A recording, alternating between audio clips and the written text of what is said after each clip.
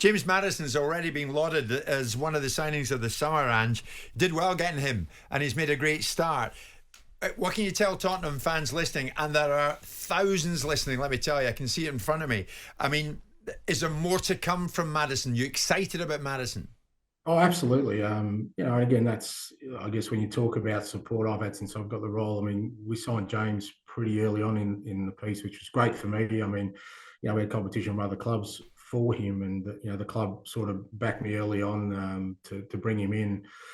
I think what you've seen so far is we've gained a player with outstanding ability, but also somebody who also is very, very driven to bring success to this football club. And I think when you get both, sometimes you get players at different stages of their careers, but for James and the club, I think it's a perfect timing, because he's come here to make an impact, not just for himself individually, because I think he's already done that as an individual.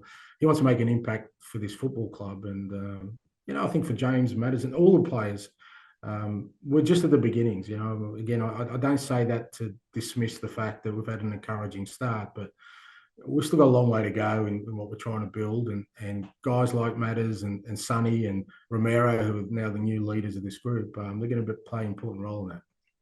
Those are three, are they? Madison, Son, Romero. Do you see them as the leaders, some of the leaders in your squad? Yeah, I think so. I think it's important that, a lot of it has to be player driven. I can sit there and try and paint the prettiest of pictures, but ultimately they've got to buy into it. They've got to believe it. It's their, I keep saying, it's their dressing room. They go into there every day. They don't go in the dressing room. The environment there is going to be key to us being successful. It's got to be driven by them. They're the people involved, not the players, the people who lead in there. And I think those three, along with others who we've got in the group, hopefully will drive that. And I noticed Messi this week, Ange described Romero as the best defender in the world. I don't know. Is he that good? Is he certainly up there? Why not, mate? Who am I to argue with Messi? He's. I'll tell you what. I wouldn't like to play against him. Most of the boys here don't like training against him. He's a real competitor, and I love that about him. Whether it's training or a game, what you see is what you get with Romero. Talk to me about Bissouma. This is a player that was signed from Brighton that seemed to have been marginalised last season, didn't even get a look in. All of a sudden, he's a mainstay. What have you done with him? I don't know if I've done anything specific with him, Simon. With all the players, it's about creating an environment. And, I put the responsibility on them too, because, you can sometimes when you've had a disappointing season, you can blame the manager in the past or other things. But ultimately, I said to all the players, it's about them now. You never start with a clean slate, but you certainly start with an opportunity to take hold of your career and be show me what you can do and be the best you can be. And Biss, I was lucky because he was here from the first day I arrived. A lot of the boys had played international football, and Biss was here from the first day. And I kind of grabbed him and I said to him, the way he was training at the time was like the first 3 or 4 sessions, we mainly had young guys. Mate, you can be a leader in this group. The way, I already knew about his ability, but the way he was training, and I could see he got a lift in with that. He was late the next morning, so then I said to him, to be a leader means being on time, and he's been good since then. So there's always lessons to be learned there. But, I think with him and all the other players, it's about creating an environment, a framework to say, well, you should really have no excuses. I'm not going to allow you to have any excuses to not be the best you can be. And within that context, then the rest is up to them. And it's just a couple of great points. Arsenal-Tottenham, 24th of this month. You looking forward to it?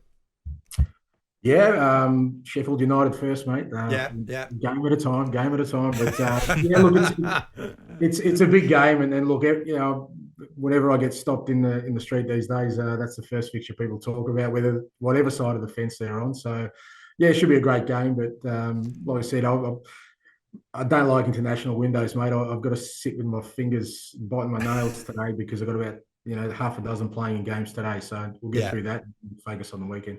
What constitutes success then this season, Ange? Is it top 4? Is it winning a trophy? What is it?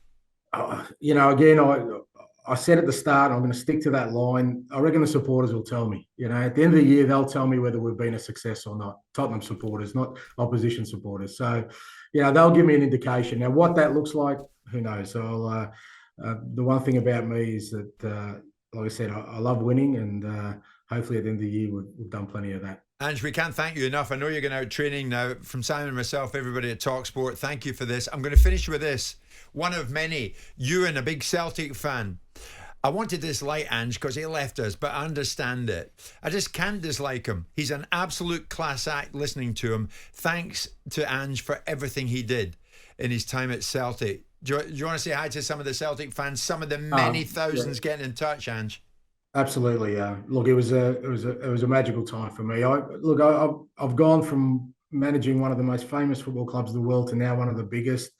You know, I'm living the dream, and you know, my 2 years at Celtic, I don't need to tell people that that will stay with me forever, and mainly because of the supporters. It was a magical couple of years there, and you know, I keep saying to everyone, if you've got a bucket list of clubs you want to be involved in, Celtic would be right at the top of that list. I remember Ange speaking to Kevin Muscat when you joined Celtic, and he says, "I'm worried.